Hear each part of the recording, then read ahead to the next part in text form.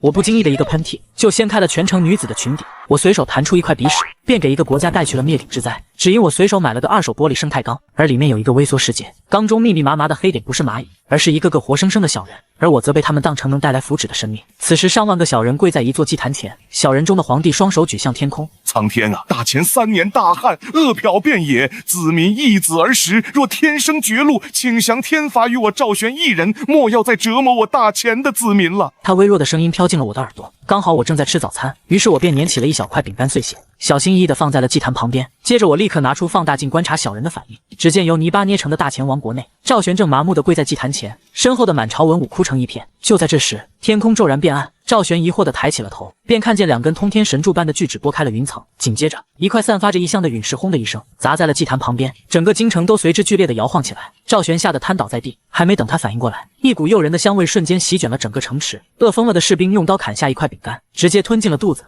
下一秒，士兵兴奋地跳了起来。陛下，这是能吃的粮食，太好吃了，我感觉有使不完的力气。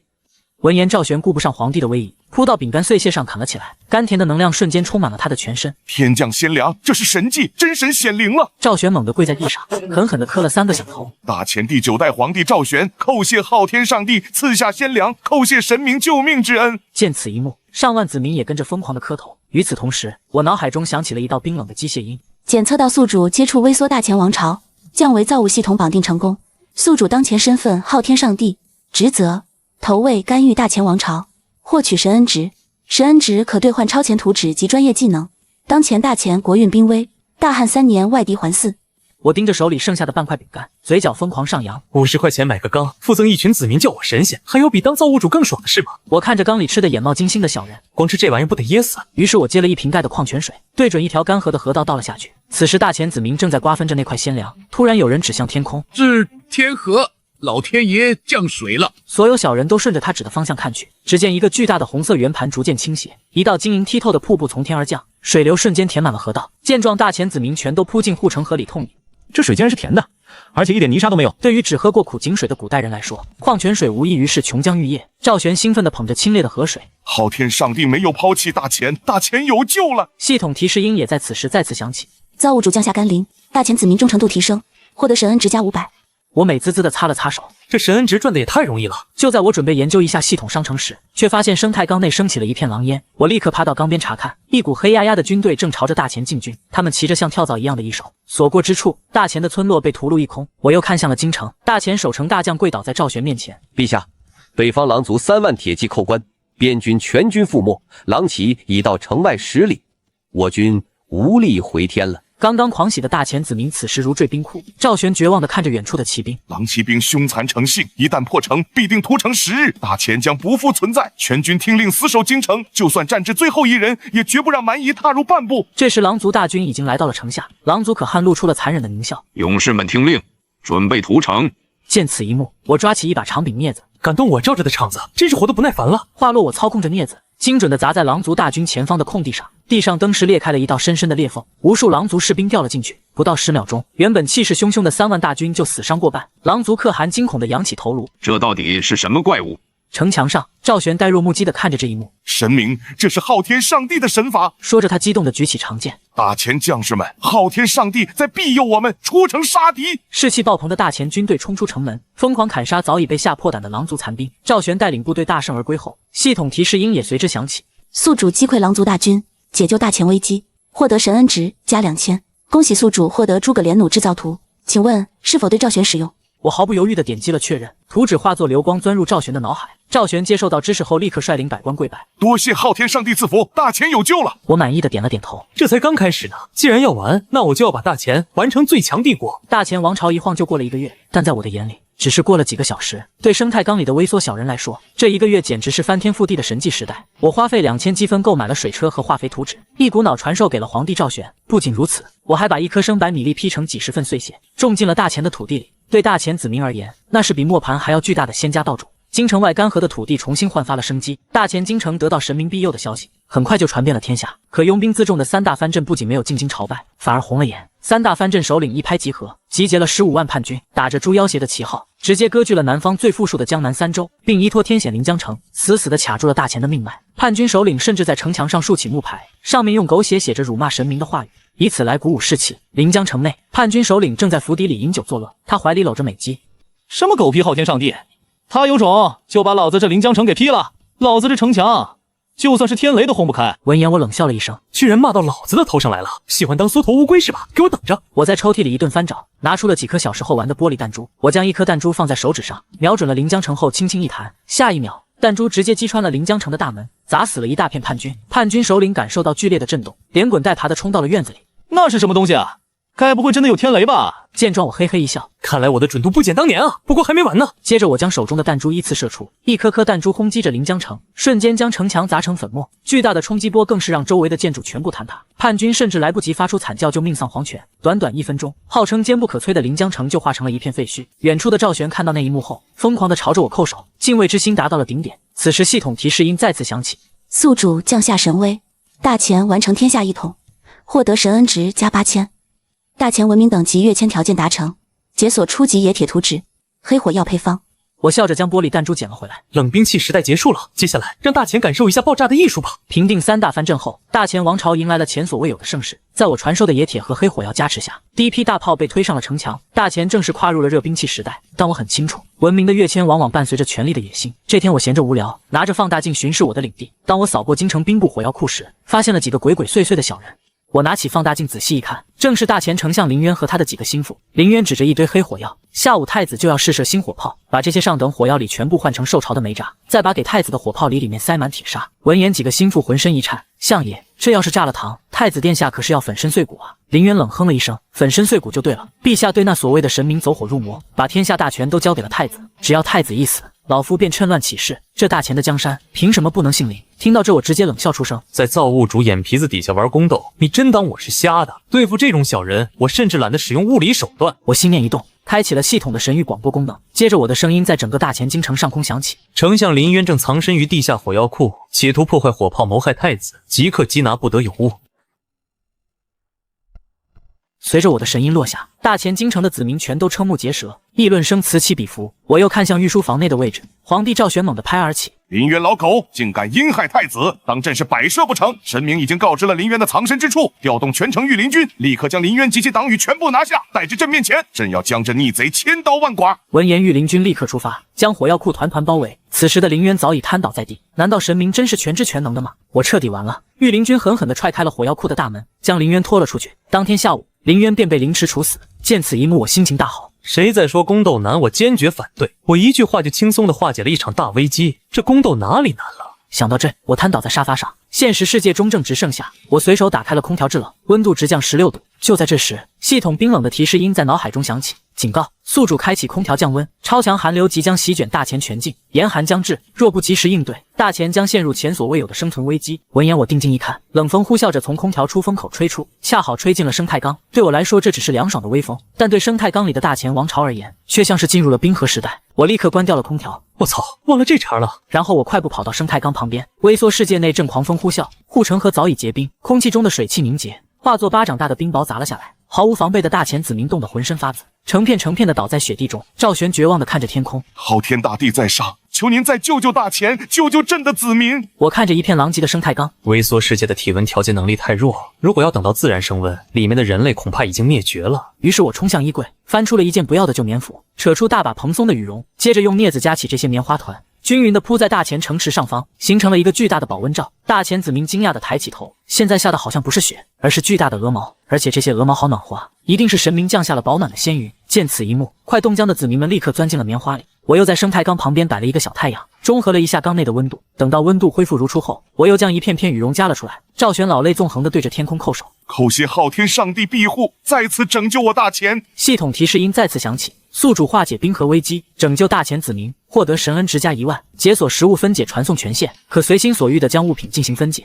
传送至微缩世界。闻言，我顿时感到一阵心虚。这次危机毕竟是我惹出来的，没想到给自己善后还能获得神恩值，那我是不是能靠这个 bug 刷神恩值？但我马上否决了这个想法，我还是决定做个爱民如子的好上帝，万一哪次玩脱了就糟了。我又试了试新能力，这分解能力确实不错，像刚才那种情况，我就可以将羽绒分解成适合的大小，平均分配给每个居民。而我刚才放下羽绒时，生怕一个不小心就压死一条小生命。接着我便倒在沙发上准备睡觉，毕竟当上帝也不是轻松活。次日清晨，我睡醒后伸了个懒腰，余光瞥见了茶几上的生态缸，里面似乎乱糟糟的。我瞬间清醒，一个箭步冲到了生态缸旁边。此刻的大前王朝陷入了一片火海，城墙已经塌了大半，街道上的小人四处奔逃。见状，我皱起了眉头，这才安稳几天，怎么又打起来了？难道还有漏网的反贼？我凑近生态缸仔细查看，浑身的汗毛瞬间竖了起来。只见缸内竟爬进了一只成年人拳头大小的捕鸟蛛，对我来说顶多有点吓人，但对生态缸里的微缩小人而言，这根本不是蜘蛛，而是一头灭世级别的远古妖兽。守城大将挥舞着宝剑，给我开炮，绝不能让怪物靠近皇宫。话落，大前的几十门大炮一齐开火，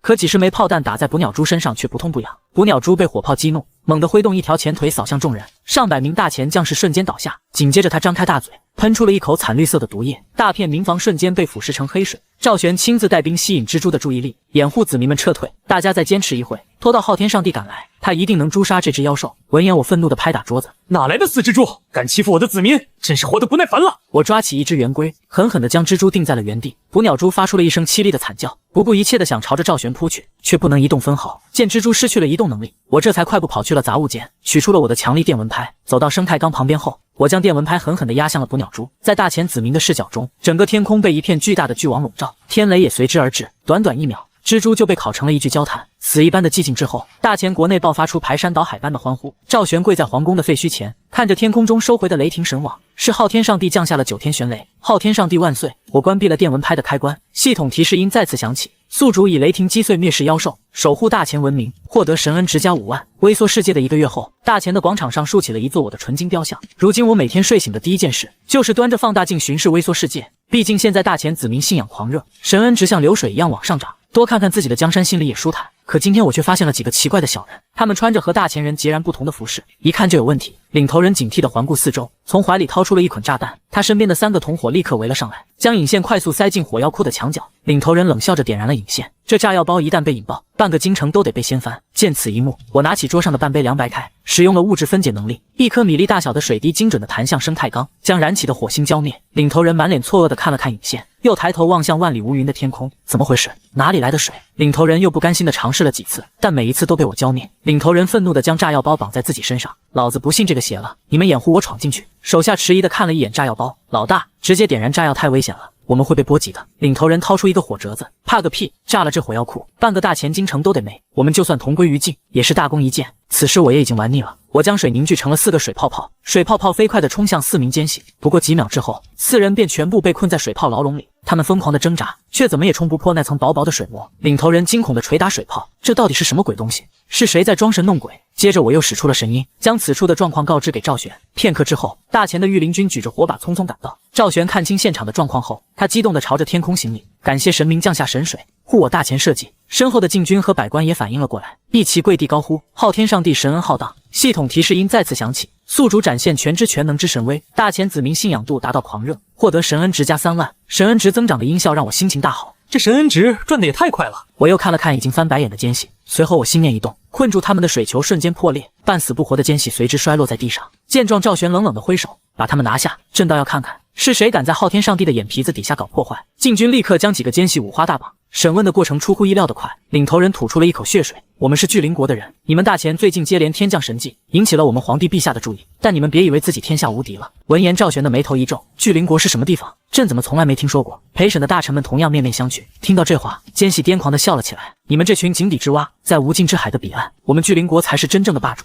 我们的国土比你们大前辽阔10倍，我们的无敌舰队已经横渡沧海，不出7日就会抵达你们的海岸。你们所谓的昊天上帝，挡得住我巨灵国上千艘战舰吗？等舰队一到，你们大前必将沦为焦土，世代沦为我国的奴隶。闻言，赵玄一脚将他踹翻，敢对昊天上帝不敬，推出去凌迟处死。随着奸细被拖走，赵玄的脸色却变得无比沉重。他快步走到祭坛前跪下：昊天上帝，大前百废待兴，如今海外蛮夷举全国之力来犯，大前水势羸弱，恐怕难以抵挡啊！就在这时，我眼前的生态缸也发生了一阵奇异的波动，生态缸的东面突然开始扩大，原本的磨砂玻璃向外延伸出了一片海洋，而在海洋的尽头，隐约能看到一片庞大的大陆轮廓，密密麻麻的黑点正乘风破浪而来。透过放大镜，我能清晰的看到，那是上千艘造型狰狞的帆船，船上挂着巨灵国的旗帜，同时系统面板也出现在我的眼前。生态缸世界地图扩充，战争模式已解除，检测到新势力巨灵国。看着生态缸里不断靠近的舰队，一股征服欲瞬间涌上我的心头。我要让所有势力都臣服于我的神威。想到这，我拿起用来吹风的桌面电风扇，是时候给你们这帮海外蛮夷感受一下，什么是来自高维度的气象震撼。10分钟之后，千帆舰队封锁了大前王朝的全部海岸线，船上站满了身披重甲的巨灵国士兵。巨灵国水师将军走上船首，赵玄小儿，你听着，老子是你赤虎爷爷，我巨灵国千帆舰队在此，你大前那几十艘破渔船也敢叫水师？识相的话立刻开城投降，再拆了你城里那尊狗屁神明的金像，老子还能饶你一条狗命。大前国城墙上，兵部尚书脸色惨白的跪下，陛下，敌国舰队已经撞沉了我们3艘巡逻船，水师提督正带着剩下的船死守入海口，可咱们的船太小了，根本挡不住他们的冲击啊！赵玄愤怒地盯着海岸线，我们有昊天上帝庇佑，有上帝赐下的大炮，就算他们船再多，也休想踏入我大前半步。传我命令，岸防炮全部装填，给我瞄准敌船狠狠地打。随着他一声令下，海岸上的炮台一齐开火，几十枚炮弹呼啸着砸向巨灵国舰队。可赤狐只是嗤笑了一声，随后他猛地一挥手，舰队两侧瞬间竖起了数层黑曜石盾牌，铁弹砸在盾牌上，只溅起几点火星。见此一幕，赤虎直接笑弯了腰，这就是你们那狗屁上帝赐下的武器，连老子的盾牌都打不穿，也敢拿出来献丑，让你们看看什么是火力！全军听令，轰碎他们的炮台。下一秒，巨灵国的舰队上数百门火炮同时开火，炮弹如同雨点般砸向海岸炮台，大前的大炮被全部摧毁，炮兵直接被掀飞了出去，一个个传令兵跑上城墙。陛下，西侧炮台被炸塌了，水师撑不住了，第3分队全没了，敌军要登陆了。赵玄听着一个接一个的坏消息，绝望地跪倒在城墙上。昊天上帝，求您降下神威，救救大前的子民。他身后的守城将士也跟着跪下，朝着天空齐声高呼，求昊天上帝降下神威，护我大前。赤虎听后不屑地摇了摇头，都死到临头了，还指望你们的狗屁上帝？一群井底之蛙，就算他真的来了，老子也连他一起掀翻在这大海里。生态缸外的我看着这一幕，将电风扇对准了千帆舰队，然后按下了小电风扇的开关。电风扇的扇叶缓缓转动，一股在我看来轻柔无比的微风吹进了生态缸里。可对微缩世界而言，这就是能毁天灭地的灭世飓风。前一秒还风平浪静的海面，瞬间掀起了数十米高的滔天巨浪。巨灵国舰队被狂风和巨浪随意撕扯，被吹得七零八落。赤虎脸上的狂笑瞬间僵住，他死死地抓着船舷，哪来的飓风？快稳住船只！这时，一道100米高的巨浪狠狠拍下，主舰瞬间被拦腰砸断。赤虎连一声惨叫都来不及发出，便被汹涌的海水吞噬。剩下的战舰更是惨不忍睹。不过片刻的功夫，不可一世的千帆舰队全军覆没，海面上只剩下漂浮的碎木，还有几个在海水里挣扎的巨灵国士兵。赵玄和大前子民目瞪口呆地看着这一幕，足足过了10几秒，赵玄才反应了过来，再次重重叩首。昊天上帝降下神风，诛杀蛮夷护我大前。信仰的力量如同潮水般汇聚而来。与此同时，我的脑海里再次响起了系统提示音：宿主覆灭巨灵国千帆舰队，化解大前灭国危机，获得神恩值加10万，检测到宿主当前神恩值累计突破20万，系统商城高级权限解锁。我看着系统面板上暴涨的神恩值，满意的点了点头。这一波直接赚得盆满钵满。大前如今的装备放在3个月前确实是降维打击，可面对版图更新后出现的这些海外势力，已经完全不够看了。要想让大前真正站稳脚跟，甚至一统整个微缩世界，就必须给他们再点上更核心的科技树。于是我点开系统商城，目光在琳琅满目的图纸里快速扫过。经过一番精挑细选，我购买了蒸汽机制造图纸、工业母床精密图纸以及发电机图纸。这3份图纸是整个近代工业体系的核心，更是武器装备全面革新的根基。确认兑换后，系统提示音随之响起，购买成功，花费神恩值8万，图纸已同步至宿主权限库。是否对赵玄进行知识灌注？闻言我心念一动，确定灌注。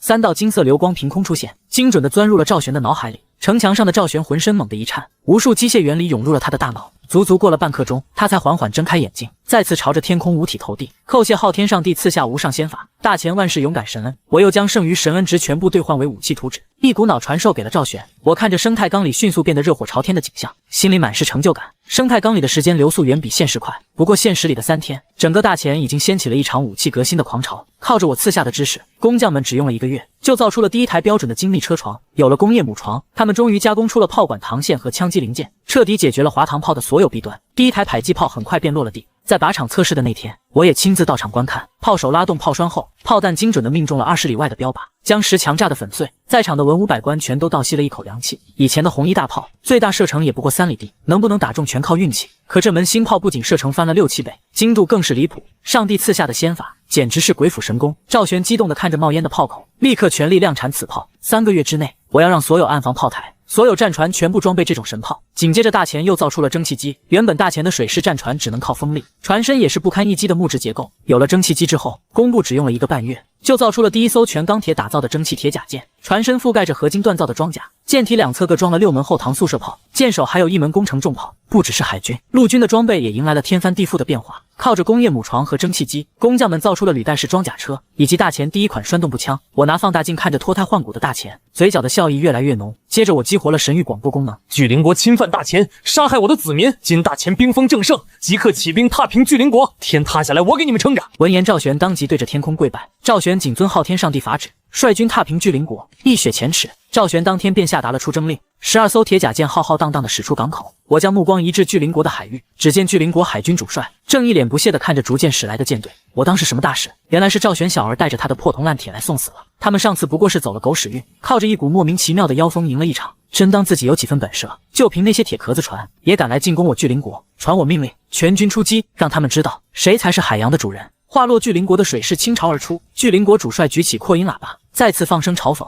赵玄小儿，你要是现在投降，老子还能留你个全尸！”他身后的巨灵国士兵也跟着哄笑起来。赵玄没有半分废话，直接拔出了腰间长剑进攻。随着他一声令下，12艘铁甲舰的主炮同时开火，巨灵国的战船瞬间被炸成了木屑。一轮齐射之后，巨灵国的水势瞬间猛了。他们做梦也想不到，他们引以为傲的战舰在大前的火炮面前，竟和纸糊的一样。海面上爆炸声此起彼伏，几轮齐射之后，巨灵国引以为傲的800艘战舰全军覆没。赵玄面无表情的挥手，全军推进，登陆巨灵国海岸，替死去的大前子民报仇。大前的陆军乘坐登陆艇冲上滩头，架起马克沁重机枪，对着负隅顽抗的巨灵国守军疯狂扫射。不到1个时辰，巨灵国的海岸防线彻底崩溃，大前大军长驱直入，直逼巨灵国国都。我又观察起巨灵国国都内的景象，朝堂之上，巨灵国的皇帝满列瘫坐在龙椅上，大前的大军都快打到国都门口了，你们快给我想办法啊！堂下的大臣们面面相觑。就在这时，国师扑通一声跪倒在地，陛下，臣还有最后一计，请动我们世代供奉的深海海神，只要海神降世，定能让大前大军灰飞烟灭，让那狗屁昊天上帝也付出代价。蛮烈猛地从龙椅上弹起来，立刻准备祭祀，朕要亲自登坛，请海神降世，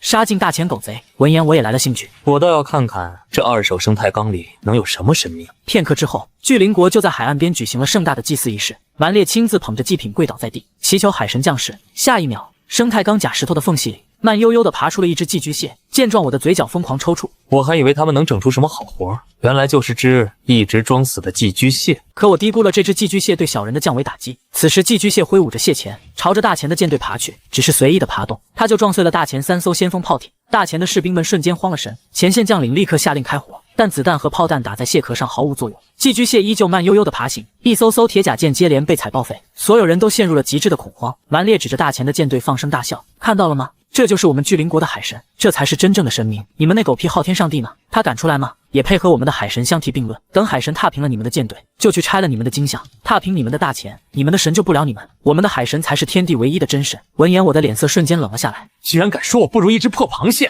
我直接把手伸了进去，抓住了那只还在张牙舞爪的寄居蟹，轻松地把它从海里拎了出来。见此一幕，巨灵国的所有人都懵了，这几根通天的柱子是什么？海神居然被抓走了！我把寄居蟹拎到眼前，手指微微用力，寄居蟹直接被我捏得粉碎。我随手又将他的遗体扔回了生态缸，蛮烈和巨灵国子民全都呆立当场。我们的神被杀了，巨灵的信仰彻底崩塌，连反抗的勇气都没了。蛮烈双腿一软，而大前这边爆发出惊天的欢呼：昊天上帝万岁！踏平巨灵国，为上帝证明！士气暴涨的大前大军如潮水般冲向巨灵国国都。不过几个时辰，巨灵国彻底覆灭，大前王朝的版图扩张了整整10倍。我使用转移能力，将巨灵国积累的财富和粮草全都运回了大前本土。更令人惊喜的是，巨灵国境内有几处大型铁矿，彻底补齐了大前的资源短板，让本就飞速发展的工业体系如虎添翼。短短1个月的时间，铁轨便铺到了巨灵国都，将海量的矿石运往大前本土的工厂。我靠在沙发上，一边看着系统面板上不断跳动的神恩值，一边听着微缩世界李子明日夜不停的歌颂，心里充满了成就感。巨灵国的覆灭不仅让大前彻底站稳了脚跟，更让我的神格彻底稳固。哪怕是大前最偏远的村落里，也立起了我的神像，家家户户每天供奉，信仰之力源源不断的涌来。我本以为经此一役，这片微缩世界再无势力敢和大前作对，可我却忘了，匹夫无罪，怀璧其罪。大前崛起太快，早已让这片版图上的其他势力寝食难安。此时生态缸的世界版图再次更新，除了大前所在的中央大陆，周围又出现了4块广袤的大陆，上面分布着数十个大大小小的国家。就在巨灵国覆灭后的第3个月，4个实力最强的暗中派出了密使，在远离大前的黑氏帝国举行了一场会盟。然而他们的行动全部都被我看在了眼里。黑氏帝国的皇宫密室里，四方势力的首领齐聚一堂。黑氏帝国皇帝时间坐在主位上，扫视着众人。诸位，大钱的野心已经昭然若揭了。灭了巨灵国才3个月，他们的铁轨就已经铺到了西大陆，铁甲舰天天在我们的港口外晃悠。再这么下去，他们的大军就要打到我们家门口了。万古部落的大祭司叹了一口气，大钱之所以这么强，全靠那个所谓的昊天上帝，他们的铁船和火炮全都是那个神明赐下来的，正面硬拼我们绝无胜算。金帐国的可汗猛地一拍桌子，那怎么办？打也打不过，难不成我们就跪地投降，把江山拱手让人？我金帐汗国的儿郎没有投降的懦夫。这时时间喝下一口酒，硬拼不行，我们可以来暗的。大钱看着强盛，但内部全是窟窿，巨灵国旧部心里全是怨气，只要我们暗中扶持，就能让他们后院起火。不止如此，我还会派死士渗透进大钱，炸了他们的工厂。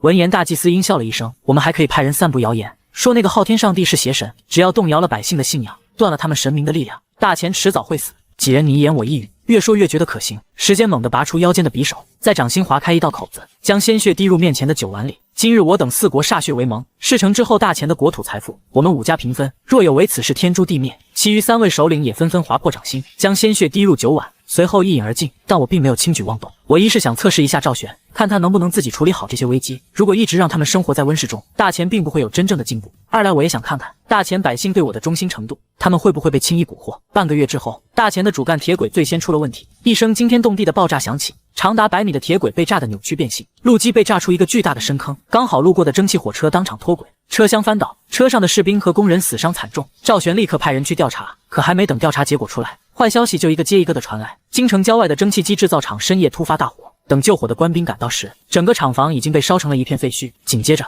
，4国的探子开始大肆散播谣言，他们说我是邪神，并且早已抛下子民离去，所以才会灾祸不断。可任凭流言如何散播，大钱上下无一人动摇。从朝堂到民间，所有子民都坚信昊天上帝绝不会抛弃他们，百官各司其职，百姓井然有序，没有一人背弃信仰。这天，敌军突袭了大钱边境的一个小村落，村子不大，却家家户户供奉着我的神像。敌军攻破村口后，立刻将全村百姓驱赶到广场中央，首领不屑地指着神明石像，都给我听着，你们的昊天上帝早就跑了，根本不会管你们的死活。现在所有人拿起锤子，把这破石像给我砸了，谁敢不砸，我现在就杀了他。他的话音落下，村长拄着拐杖站了出来，昊天上帝数次救我大钱于水火之中，此生此世我们绝不背弃神明，要砸神像，先踏过我这把老骨头。全村老少也齐齐地挡在石像前。乱军首领见状，拔出长刀架在村长的脖子上，老东西，死到临头还嘴硬，你们的神在哪呢？他要是真在，怎么不出来救你们？我看你们就是一群被愚弄的傻子。今天我就算把这村子夷为平地，你们的狗屁神明也不会出现的。就在这时，生态缸外的我手指轻轻一弹，动用了物质分解能力，一缕清风轰然落下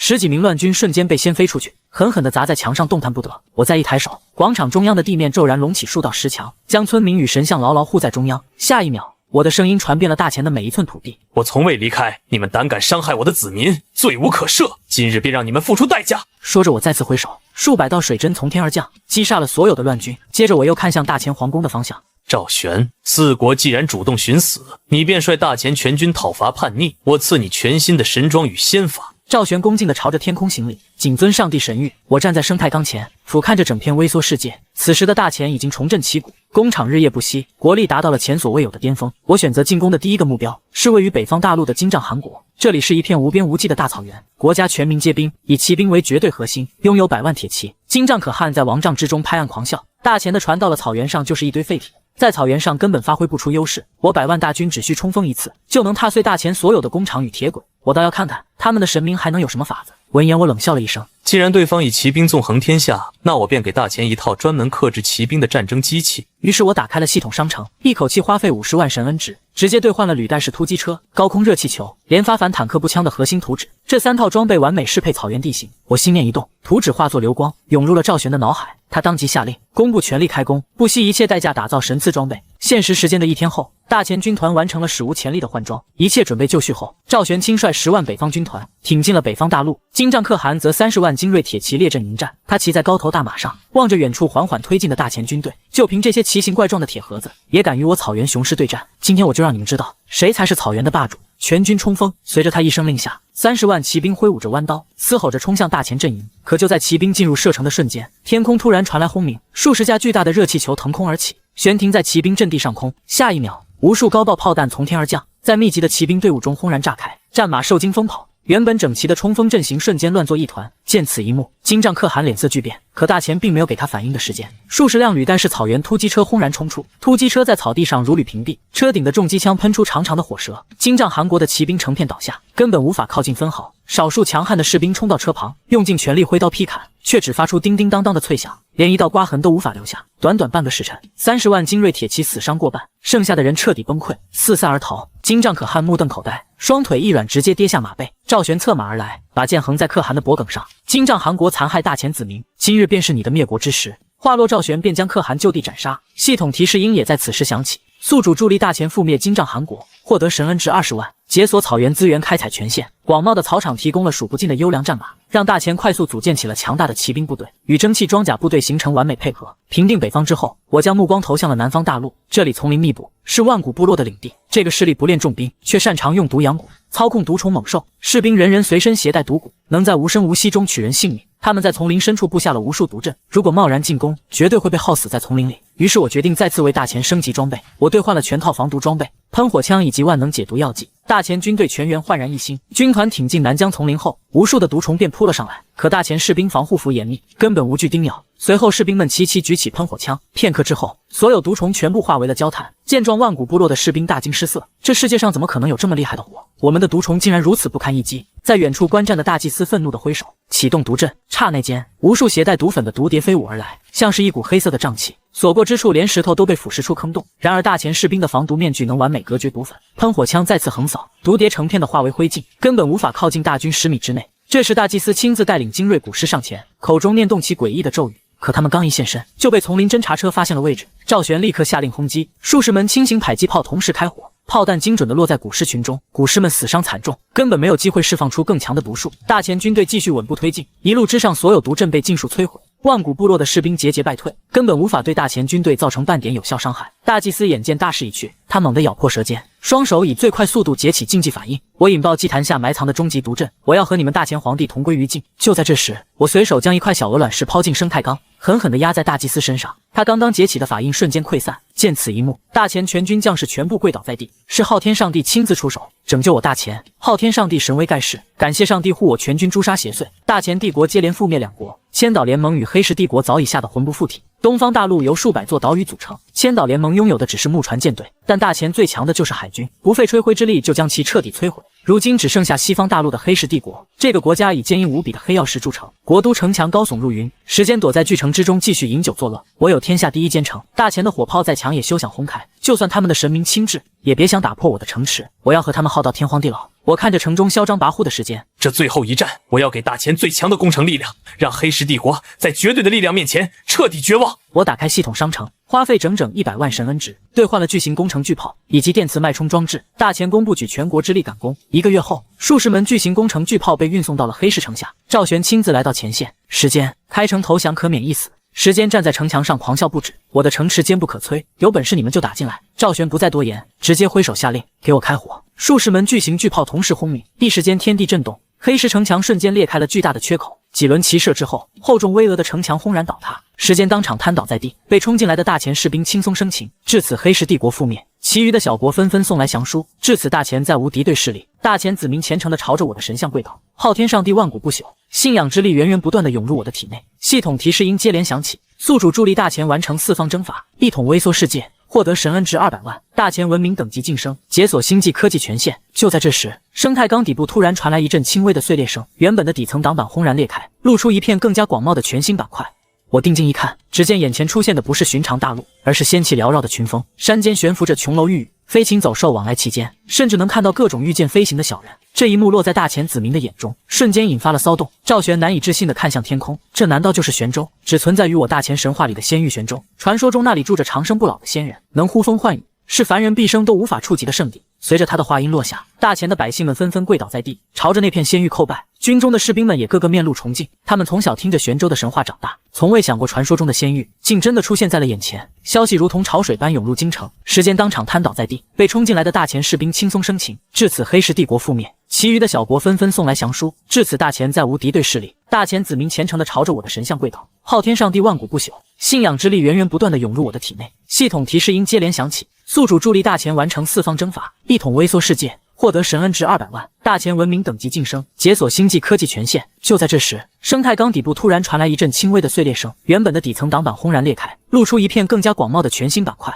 我定睛一看，只见眼前出现的不是寻常大陆，而是仙气缭绕的群峰，山间悬浮着琼楼玉宇，飞禽走兽往来其间，甚至能看到各种御剑飞行的小人。这一幕落在大钱子民的眼中，瞬间引发了骚动。赵玄难以置信地看向天空，这难道就是玄州？只存在于我大钱神话里的仙域玄州？传说中那里住着长生不老的仙人，能呼风唤雨，是凡人毕生都无法触及的圣地。随着他的话音落下，大钱的百姓们纷纷跪倒在地，朝着那片仙域叩拜。军中的士兵们也个个面露崇敬，他们从小听着玄州的神话长大，从未想过传说中的仙域竟真的出现在了眼前。消息如同潮水般涌入京城，几道身影凌空而立，为首的老道轻蔑地望向大钱人，区区凡俗小国，仗着些破铜烂铁便敢称雄，尔等信奉的所谓昊天上帝，不过是躲在暗处的跳梁小丑，也配与我玄州修仙者相提并论。他的弟子拔出仙剑，尔等凡俗之人连灵气都感知不到，不配与我玄州仙域共存于这片天地，更不配出现在仙神眼前。待我们踏平大钱，才能亲近我玄州仙域。他们的话音落下，所有大钱人全都震惊地看向天空。仙域的人竟然想踏平我们大钱，他们不是传说中的仙人吗？怎么会如此残暴？这时一位老将走出队伍，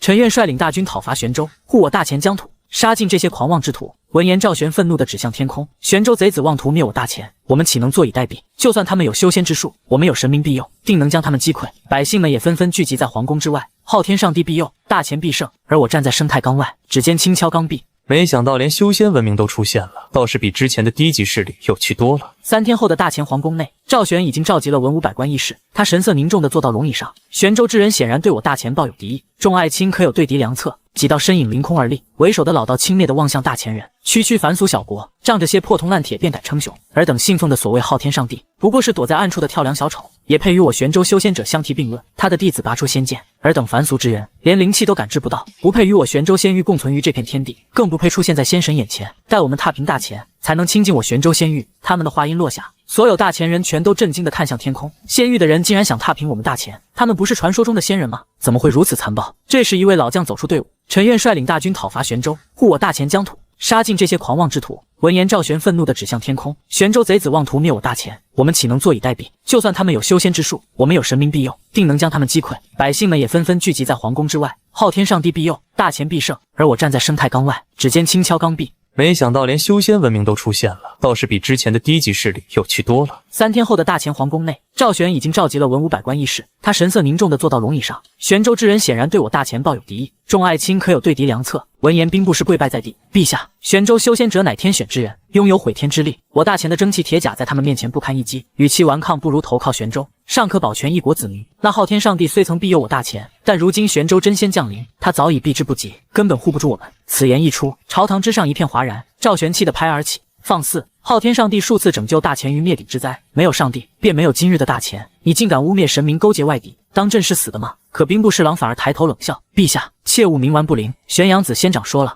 ，3日内若大钱不举国投降，他便亲自率领修仙者踏平京城。今天便是最后的期限，到时候陛下悔之晚矣。那昊天上帝若是真有本事，为何不现身阻止？他的话像一根刺扎在百官心头，丞相也焦虑地叹了口气。玄州修仙者公然挑衅，神明却迟迟没有动静，难道真的如侍郎所说，神明已经避之不及了？就在众人动摇之际，玄州的方向突然传来一阵轰鸣声，玄阳子带着数百名修仙者御剑而来，悬浮在京城上空。他拂尘一挥，一道凌厉的剑气劈向皇宫的金顶。赵玄小儿，3日之期已到，你若再不投降，今日便让你大钱灰飞烟灭。赵玄不卑不亢地走出金銮殿，尔等休要猖狂，等昊天上帝降临，定会将你们全部诛杀。玄阳子听后冷哼了一声：你那所谓的神明，不过是个缩头乌龟，今日我便拆了他的金像，让天下人都知道凡俗神明不堪一击。说着，玄阳子抬手，一道金色剑气直逼广场上的纯金神像。见此一幕，赵玄立刻看向大钱炮兵，开炮保护神像。可大钱的火炮刚一开火，炮弹便被玄州弟子用法术挡了下来，剑气依旧朝着神像飞去。就要将神像即将被劈碎时，我拿起一把苍蝇拍深入生态缸，挡在神像前方。玄阳子的剑气撞在苍蝇拍上，瞬间溃散。玄阳子震惊地瞪大了双眼，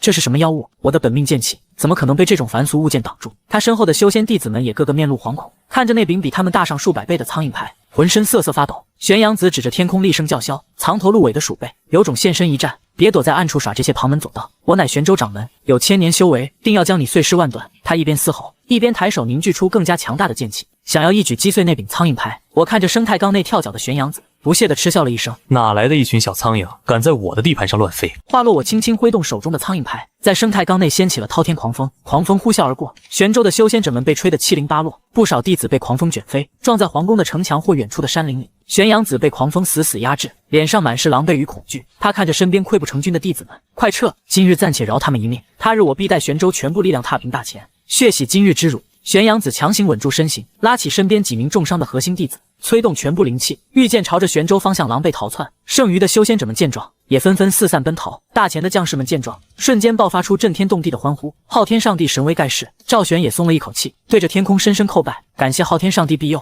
助我大前击退强敌。玄阳子败逃后，我又将目光投向玄州。玄阳子刚落地便吐出了一口鲜血。区区凡俗小国，一个藏头鹿尾的神明，竟敢让我玄州颜面尽失，杀我弟子！我不将那个神明挫骨扬灰，誓不为人。随后他立刻召集玄州所有长老，传我命令，全玄州戒严，调动所有灵脉力量，集结所有修仙者，炼制本命法宝，布下万仙护御阵。3日后，我亲自率领全玄州之力，踏平大前，斩杀所有凡俗蝼蚁，让他们知道得罪玄州的下场。玄州长老们纷纷躬身领命。闻言，我无奈地摇了摇头。既然他不知死活，非要再来送死，那我就再送赐他一份大礼。想到这，我打开了系统商城，毫不犹豫地花费了100万神恩值，兑换了导弹和原子弹图纸，又花费50万神恩值，购买了时间加速道具，可让大前在1天之内便可完成需要数年的制造进度。接着我心念一动，图纸与时间加速道具同时涌入微缩世界，在时间加速道具的加持下，大前工部便制造出了20门远程火箭炮以及2枚原子弹。赵玄看着全副武装的现代化军队，今日我们便带着上帝赐下的超级武器，踏平玄州，护我大前疆土，让他们为自己的狂妄付出代价。他的话音落下，现代化军队正式朝着玄州方向挺进。此时玄阳子正在圣地炼制本命法宝，得知大前竟然敢主动进攻，他放声狂笑，真是不知死活的凡俗蝼蚁，竟然敢主动送上门来，正好省得我亲自率军出征。说着他放下了手中的法宝，召集所有修仙者，随我出战。2个小时之后，玄阳子终于出现在玄州山门，他看着远处缓缓逼近的大前现代化军队，这些凡俗蝼蚁靠着些破铜烂铁也敢在我玄州面前耀武扬威，今日我便让他们知道，仙凡之间的差距是永远无法逾越的。玄阳子身边的大弟子上前一步：“师傅，无需您亲自出手，弟子这就布下万仙护御阵，让他们连玄州的山门都碰不到，再让他们一个个惨死在阵中，让他们知道我玄州的厉害。”说着他挥手示意，数百名玄州核心弟子立刻散开，围绕着玄州山门结起复杂的法印，周围的灵气疯狂汇聚，一道巨大的淡金色防护罩缓缓升起，将整个玄州笼罩其中。玄阳子将双手背在身后：“凡俗蝼蚁们，看到了吗？这便是我玄州的顶级防御大阵，万仙护御阵。别说你们这些破铜烂铁，就算是千年修为的修仙者也休想打破。今日我便让你们的武器全部失效，让你们在阵外徒劳挣扎，最后活活饿死，成为我玄州灵脉的养料。”玄州弟子们纷纷对着大前军队嘲笑：“放弃抵抗吧，赶紧跪地投降，或许我们还能饶你们一命，让你们给我们当牛做马。那个藏头鹿尾的神明怎么不敢出来了？难道是怕了我们玄州？”见状，赵玄立刻抬手下令开火，给阵狠狠轰击，打破他们的防护罩。他的话音落下，坦克和火箭炮齐射，一道道炽热的炮弹朝着玄州的防护罩轰去。炮弹撞在防护罩上，发出震天动地的巨响，但防护罩却仅仅是泛起几道涟漪。玄阳子笑得前仰后合：“看到了吗？你们的武器在我玄州的大阵面前就是一堆废铁。我劝你们还是赶紧投降，不然等我启动大阵反击，你们一个个都得化为飞灰。”大前将士们脸色微变，赵玄也皱起了眉头。就在这时，我的声音再次响彻微缩世界：“一群跳梁小丑也敢在我面前炫耀这种破阵！”话落，我将手掌伸入生态缸内，瞬间遮蔽了整片天空。玄阳子震惊地看着漆黑的天空：“别慌，不过是障眼法而已。”这时我轻轻搅动手指，玄州的大阵转眼间便被搅碎。此时的玄州弟子早已瑟瑟发抖，这不可能！万仙护御阵乃玄州传承万年的顶级大阵，怎么可能被轻易撕毁？你到底是什么东西？闻言我冷哼了一声：“没什么不可能的，敢挑衅我的神威，今日便是你们玄州的覆灭之日。”目睹防御法阵破碎，赵玄兴奋地跳了起来。昊天上帝已经为大前扫清了一切障碍，给我全力进攻！随着赵玄一声令下，火炮轰向玄州的琼楼玉宇，修仙弟子节节败退。见状，玄阳子疯狂地挥舞着拂尘：“我怎么可能输给凡俗蝼蚁？”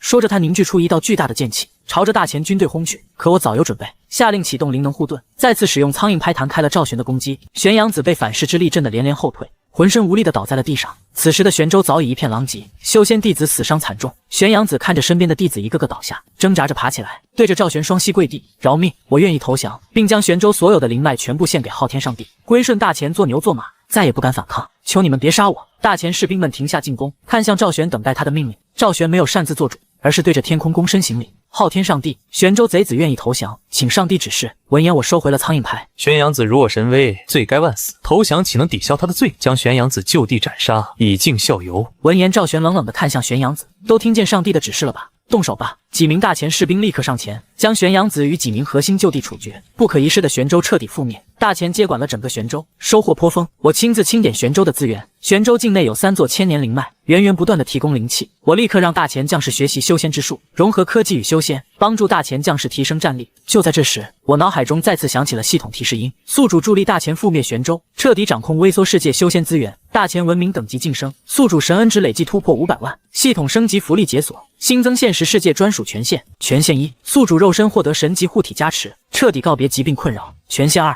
神恩值可直接兑换现实世界货币，1万神恩值可兑换10万元人民币。权限3：宿主可消耗神恩值，解锁现实世界任意技能，如物品瞬移。预知未来，系统的提示音落下，我感受到一股暖流席卷全身，浑身的疲惫感瞬间消失，视力和听力也变得异常清晰。系统升级后的日子，我在现实中的生活也发生了天翻地覆的变化，整个人容光焕发，比同龄人年轻了不止10岁。我随手打开系统面板，看着面板上神恩值，随后指尖轻轻一点，便兑换成了500万元。手机瞬间收到银行到账提示，我又消耗10万神恩值解锁技能。接着我来到了生态缸前，想要看看微缩世界里大前的发展情况。可当我看向生态缸的瞬间，脸上的笑容瞬间凝固。只见生态缸内，此刻的大前一片狼藉，修仙者与士兵们的尸体堆积如山，天空中悬浮着几艘造型诡异的战舰，正在不断发射出毁灭性的光束，每一次轰击都能将大前的防御工事夷为平地。赵玄正率领着残余的将士拼死抵抗，可他们的武器无法对战舰造成伤害，反而被外星战舰的反击炸得节节败退。一名将领跪倒在赵玄面前：“陛下，这些战舰的防御太强，再这样下去，我们就要全军覆没了。”赵玄看着身边不断倒下的子民与将士，昊天上帝，求您庇佑大前，帮大前击退天外来敌吧。这时我观察起这些威力巨大的战舰，只见战舰的指挥舱内居然坐着一堆外星人。外星首领轻蔑地看着下方的大前，区区低等文明也敢反抗我星河联邦，今日我便彻底摧毁你们的世界，将你们的星球化为我的殖民地。一旁的副官微微躬身，首领，这个世界的文明等级太低，我们只需再发动一次总攻，就能彻底摧毁他们的所有抵抗。要不要现在下令终结他们？首领则露出了一抹残忍的笑容。不要急，我要他们的皇帝亲眼看着子民被屠杀。闻言，我缓缓将右手伸入生态缸，一只巨型手掌立刻将几只战舰笼罩。大前的残余将士们见状，瞬间爆发出惊天动地的欢呼，纷纷跪倒在地。是昊天上帝来了，大前有救了！外星首领强装镇定地站起。什么狗屁神明，不过是低等文明的幻想罢了。区区一个体型更大的人类，不可能战胜我们的舰队。所有战舰全力开火。他的话音落下，几艘外星战舰同时启动激光炮，幽蓝色的光束朝着我的巨型手掌轰来，而我却觉得不痛不痒，只是掌心有点温热。接着我伸出手指用力一捏，外星战舰如同纸片一般被捏碎。我又轻轻一挥手，另一艘战舰被击中后也直接爆炸。首领不可置信地看着眼前的一幕，这不可能，人类的身体怎么可能挡住我的激光炮？闻言我冷笑了一声，我的身体早就得到过强化了，就凭你们这些破烂，还不如一只蚊子。说着我继续挥手，将外星战舰逐个击落。首领刚想驾驶主舰逃跑，被我一把抓住。我没有和他废话，直接将主舰捏成粉末。短短几分钟之后，外星入侵军便被我彻底击溃。赵玄带着文武百官对着我的身影深深叩拜，感谢昊天上帝庇佑，救我大前于灭顶之灾。就在这时，系统提示音再次响起，大前子民信仰之力暴涨。系统商城解锁未来科技专区。闻言，我点开了系统商城，里面更新了很多只存在于科幻小说中的道具，但这些科技太过先进，目前的大前根本无法制作。我无奈地叹了口气，真是可惜，忙活了半天，只收获了一堆废纸。这时，系统提示音再次响起，检测到宿主神恩值突破1000万，解锁终极权限，图纸现实化能力，可将系统商城内所有科技图纸转化为现实世界可直接使用的技术。我听后眼前一亮，也就是说，这些未来级科技不仅能给大前用，现在就能应用到现实世界，让龙国拥有未来科技的力量。想到这，我立刻开始尝试将所有未来级科技图纸全部兑换。一道蓝光闪过，反物质导弹、星际跃迁引擎等图纸真的出现在我的手中，每一件都足以震撼世界。我没有耽搁，立刻联系国家相关部门，并自愿全部上交这些图纸。接到消息的相关人员起初半信半疑，可当他们赶到我家，看到书桌上的科技图纸后，彻底震撼。很快，这些未来科技被专人护送，运往国家顶尖科研机构。短短半年时间，我国便成功研制出这些设施和武器。国家没有忘记我的贡献，给予我极高的荣誉与认可，但我拒绝了所有过分的嘉奖，只接受了一份简单的表彰。对我而言，能看着祖国日益强盛，看着同胞们过上更好的生活便足够了。我依旧过着低调而安宁的生活，只是身边多了一份国家给予的守护，让我能安心守护着生态缸内的微缩世界。此时我再次看向生态缸，大前也日益强盛，逐步掌握更先进的科技与修仙术。大前子民们对着我的神像虔诚叩拜，我感受着那份纯粹的信仰，心中满是欣慰。我将继续守护着这两个属于我的世界，见证他们走向更辉煌的未来。